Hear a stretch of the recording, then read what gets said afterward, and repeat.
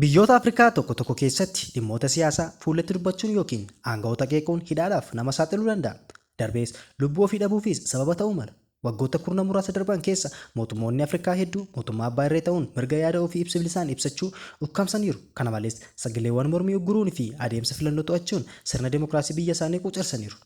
Akkam jirtu maatiiwwan Oromiyaa Global Media lafa jirtetti nageenya haa dursu isiniin jecha qophii keenyaarraan dhimmoota dimokiraasii Afrikaa bal'inaan kan ilaalu ta'a. Hanga dhumaatti nu duukaa bu'aa isiniin jecha yuutuubii keenyaaf haaraa yoo taatan sabskiraayib gochuun odeeffannoowwan haarawaa yeroo eeggatan argadhaa isiniin jenna. Gabaasni Institute Virus of Democracy akka agarsiisutti biyyoota Afrikaa 55 keessaa 10 mootummoota abbaa irreen yommuu bulan biyyoonni 26 immoo fakkeessuuf qofa filannoo taasisaniiru. Instituutiin biyya Siwiidin Yuunivarsiitii Gootaanbarg keessatti argamu kun lammiilee biyyoota addunyaa garaa garaa keessa jiraniif dimokiraasiin gara sadarkaa bara 1978 turetti duubatti deebi'eera jedha. Lammiileen idilee biyyoota Awurooppaa lixaa fi Ameerikaa kaabaa jiraniif dimokiraasiin haala waggoota 50 keessatti mul'atee hin beekneen gadi bu'eeras jedha. Gabaasni dhaabbatichaa kanaaf sababni immoo adeemsi bulchiinsa abbaa irrummaa Yuunaayitid Isteets keessatti mul'achuusaa akka ta'es hima. Afrikaa keessattis waggoota 25 darban keessa dimokiraasiin hanga ta'e lafa qabatee abdii kan uume ta'us adeemsi abbaa irrummaa mul'achaa jira. Lakkoofsi namoota irra guddaan sirnoota abbaa irree jalatti bulu dhuma bara 2025tti addunyaa irratti biyyoonni 92 mootummoota abbaa irreen yommuu bulan kan mootummaa dimokiraasiin bulan garuu biyyoota 87 qofa. Haaluma kanaan namoota addunyaa irra jiran keessaa dhibbentaan 74 namoonni biliyoona 6 sirna abbaa irreen jalatti akka bulan gabaasni instituutichaa agarsiisa. Gama biraatiin ammoo namoonni addunyaa irra jiran keessaa dhibbentaan 7 namoonni biliyoona 6 qofti sirna dimokiraasii bulaa jiru. Waggoota kurnan darban keessatti duudhaaleen dimokiraasii hundi bifa jedhamuun miidhaan irra ga'eera. Bara 2025tti mirgi yaada ofii bilisaan ibsachuu biyyoota 44 keessatti gadi bu'eera. Dararaanis namoota yaadawwan faallaa qaban callisiisuuf faayidaarra oolaa jira. Dabalataan dimokiraasiin biyyoota 33 keessatti gadi bu'eera jedha. Afrikaa gammoojjii Saaraa gadi iddoo dimokiraasiin itti qoramu biyyoota Afrikaa gammoojjii Saaraa gadii keessatti haalli dimokiraasii gara haala jalqaba bara 2000tti turetti deebi'eera. Kanaaf agarsiistuu kan ta'an immoo fonqolchawwan mootummaa waraanaa biyyootaan taasifaman naannoo saahiletti mul'achuu fi jabaachaa deemu mootummoota abbaa irreeti. Biyyoota Afrikaa akka Rippaabilika Giddugaleessaa Afrikaa, Moozaambiikii fi Toogoo keessatti cimaa deemuun sirnoota abbaa irree adeemsa negatiiva kanaaf kunneen gumaachan keessaati jedhan Instituutiin DVDM. Gama biraatiin biyyoonni abbootii irreen bulanii fi filannoo gaggeessan kan akka Itoophiyaa, Taanzaaniyaa, Yuugaandaa yommuu ta'an biyyoonni akka Bootsuwaanaa, Gaanaa fi Afrikaa kibbaa immoo kanneen sirna dimokiraasii filannoo irratti hundaa'e hojiirra oolchanidha. Biyyoonni akka Keeniyaa fi Naayijeeriyaa immoo hanga ta'e amala mootummoota dimokiraatawaa qabatanis guutummaatti dimokiraatawaadha kan jedhaman miti. Biyyoota Afrikaa gammoojjii Saaraa gadii 10 kan mootummaa abbaa irreen bulan kanneen armaan gadiiti.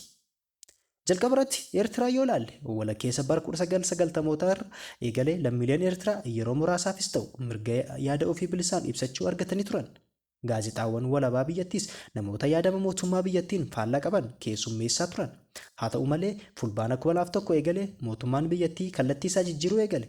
Fulbaana 11 2001 wayita qalbiin addunyaa haleellaa US'tti raawwatame irratti xiyyeeffattu. Aangawoonni Eertiraa gaazexaawwan walabaa biyyattii ugguruun sagaleewwan qeeqaa biyyattii isaan ijoo ta'an ukkaamsan. Dabalataan gaazexeessitoonni hedduu to'annoo jala oolan kan biroon immoo bifa ifatti hin beekamneen eessa buuteen isaanii dhabame. Mootummaan biyyattii namoota miseensa garee 15 jedhamanii fi lakkoofsaan 11 ta'anis to'ate. Namoota kanneen keessaa ministeerri dhimma alaa biyyattii kan turan namoonni 3 hoogganaan waraanaa biyyattii duraanii fi miseensonni yaa'ii biyyaalessaa hedduu keessatti argamu. Dhumni namoota kana maal akka ta'es wanti ifatti beekamu hin jiru. Haala kanaan dimokiraasiin lammiilee Eertiraa hedduu biratti iddoo guddaa qabu ni bade. Mootummoonni abbaa irree ardii Afrikaa jiran keessaa hammaatoo keessaa tokko kan ta'es Eertiraa keessatti lafa qabate. Bifa kanaan waggoota 30 oliif pirezidaantii Isaayyaas Afeworqiin bulaa kan jirtu Eertiraan filannoo pirezidaantummaa gootee hin beektu. Lammaffaratti kan argamu Burkina Faasoo fulbaana 2022 aangoo harkatti kan galfate sirni bulchiinsaa waraanaa Burkina Faasoo jibba dimokiraasiif qabu gonkumaa hin dhoksu. Biyyattii keessatti aangawoonni waraanaa miidiyaalee idil addunyaa uguruun gaazexeessitoota muraasaas biyyattii dhaari'aniiru. Ji'aan Kololeessaa bara darbe immoo bulchiinsichi Koomishinii Filannoo Biyyaalessaa Walabaa ni bittinse. Ji'oota 5 booda amajjii 2026 ammoo paartilee siyaasaa biyyattii hunda diige. Gaafiif deebii televiziyoona biyyaalessaa irratti eebila 2 tamsa'een hoogganaan biyyattii kaapiteen Traoré lammiileen Burkina Faasoo waa'ee dimokiraasii akka irraanfatan waamicha dhiyeessan. Dhimmoota filannoo irratti hin xiyyeeffannu. Namoonni waa'ee dimokiraasii irraanfachuu qabu. Dimokiraasiin kan keenya miti jedhan. lammiileen biyyattii bulchiinsa waraanaa kaapiteen Tiraawuree qeeqan tokko tokkos osuma lammii siivilii ta'an iyyuu waraana biyyattii cinaa hiriiruun shororkeessitoota akka lolan dirqisiifamaniiru. Sadaffaan Maalii yoo laalle Maalii keessatti bitootessa 26/1991 ture fincilli uummata mootummaa abbaa irree Jeneraal Muusaa Tiraawureen hoogganamu kan fonqolche. Waqtii sanatti dargaggeessaa fi ofiisara waraanaa kan ture Amaaduu Toomaanii ture yaadu biyyattii gara dimokiraasiitti ceesisuus jedhuun aangoo qabate. Yeroo ce'umsaa boodas biyyattiin filannoo paartilee siyaasaa garaagaraa hirmaachise taasisuun Alfaa Omar Konaaree gara aangootti dhufan. Kunis yaalii dimokiraasii biyyoota dhiyaa Afrikaa hedduuf fakkeenya ta'uuf jalqabbii gaarii ture. Haa ta'u malee waggoota 30 booda biyyattiin gara iddoo duraan turtetti deebiteerti. Fonqolchawwan mootummaa lama booda bara 2020tti aangoo kan qabate humni waraanaa biyyattii yeroo gara yerootti adeemsa dimokiraasii biyyattii quucarsaa jira. Biyyattii keessatti dirreen siivilii siyaasaa akka malee dhiphateera. Paartileen siyaasaa diigamuun cinatti dhaabbileen siivilii hedduu sochoonsanii danqameera. Namoonni siyaasaa ijoon to'atamaniiru yookiin hidhamaniiru. Gaazexeessitoonni, aktivistoonnii fi kanneen mootummaa qeeqan immoo dhiibbaa irra gahuun biyyattii dhiisanii bahaniiru.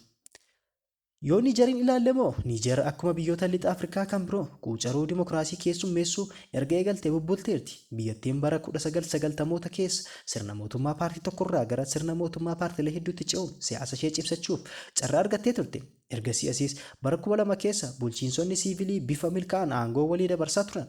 Haa ta'u malee bara 2023 keessa garee miseensota waraanaa biyyattii keessaa ba'e mootummaa Mohammad Baazum fonqolche.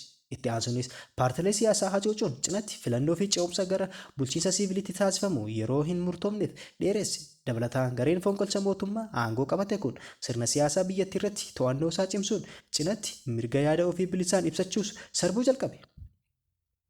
Shanaffaratti Sudaan Kibbaa yoo ilaallu waraana bilisummaa waggootaaf taasifame booda biyya of dandeesse ta'uun kan hundoofte Sudaan Kibbaa hanga ammaatti paartii pirezidaantii biyyattii Saalvaar Kiir kan ta'e warraaqsa bilisummaa uummattoota Sudaaniin bulaa jirti. Biyyattiin adoolessa 2011 erga bilisoomte booda dhaabbileen mootummaa hundi to'annoo paartii jala galan dirreen dimokiraasii inni dhiphate. Bara 2013tti wal waraansi biyyattii keessatti erga eegale asiis aangoon biyyattii bulchuu wal morkii pirezidaantii biyyattii Saalvaar Kiirii fi itti aanaan isaanii Riek Machaar gidduutti taasifamu irratti hirkateera. Haala kanaanis abjuun dimokiraasii lammiilee Sudaan Kibbaa hanga ammaatti osoo hin dhugoomin hafeera. Sudaan yoo fudhanne Sudaan mootummaa waraanaa Jeneraal Abdul Fattah al-Burhaan hoogganamuun bulaa jirti. Kana malees biyyattiin wal waraansa humnoota mootummaa fi hidhattoota humna deeggarsaa saffisaa jidduutti adeemaa jiru keessaa erga seente waggoonni lakkaa'amaniiru. Dhaabbileen mirgoota namoomaa fi falmanis ajjechaawwan jumlaa fi sarbamaawwan mirgoota namoomaa gareelee lamaaniin raawwataman qeeqaa turaniiru. Somaaliyaa yoo fudhanne Ziyaad Barreen bara 1969 fonqolchaan aangoo erga qabatanii booda lammiileen Somaaliyaa carraa hooggantoota isaanii filachuu hin arganne. Ziyaad Barreen siyaasa paartilee hedduu dhabamsiisuun cinatti hojiirra oolmaa heera biyyattii dhaabsisuun mootummaa abbaa irree hundeessan. Mootummaan abbaa irree kunis bara 1990moota keessa biyyattii wal waraansa guddaatti galche. Waggoota muraasa asiis biyyattiin lammiileen ishee filachuu hin danda'an dhorkaa malee akka filatan gochuunii fi filannoon paartilee siyaasaa garaagaraa irratti hirmaatan adeemsisuun sirna dimokiraasii walakkaa jaarraa oliif qormaata keessa ture dammaqsuuf socho'aa jirti. Giinii yoo ilaalle Giiniin muddee 2025 fi caamsaa 2026 filannoo gaggeessitus mootummaan ishee garuu yeroo garaagaraatti adeemsa mootummaa abbaa irree hordofaa jira. Namoonni hidhuu eessa buuteen isaanii akka dhabamu gochuu fi du'aatiiwwan shakkisiisoon namoota hidhaarra jiran himudatu dhimmoota mootummaatti biyyattiin ittiin beekamu keessa ta'aniiru. Filannoon muddee 2025 taasifameen jeneraalii waraanaa bara 2021 keessa fonqolcha mootummaa gara aangootti dhufan jeneraal Mahammad Daambu'aa sagalee uummataa dhibbeentaa 86.72 argachuun injifataniiru jedhame. Haa ta'u malee filannicha dursee hooggantoonni paartilee mormituu isaan ijoon filannoo pirezidaantummaa keessa akka ba'an taasifamee ture. Kunis adeemsi filannichaa jalqabumarraa eegalee mudaa kan qabu akka ta'u taasiseera. Gama biraatiin dhaabbileen siivilii hedduu dhiibbaa mootummaan biyyattii dirree siivilii fi siyaasaa irratti taasisu qeeqaa turaniiru. Kanarraa qindeeffanne asumatti goolaba qophii biraan haga wal agarutti nagaa waaqayyoon turaa isiniin jechaa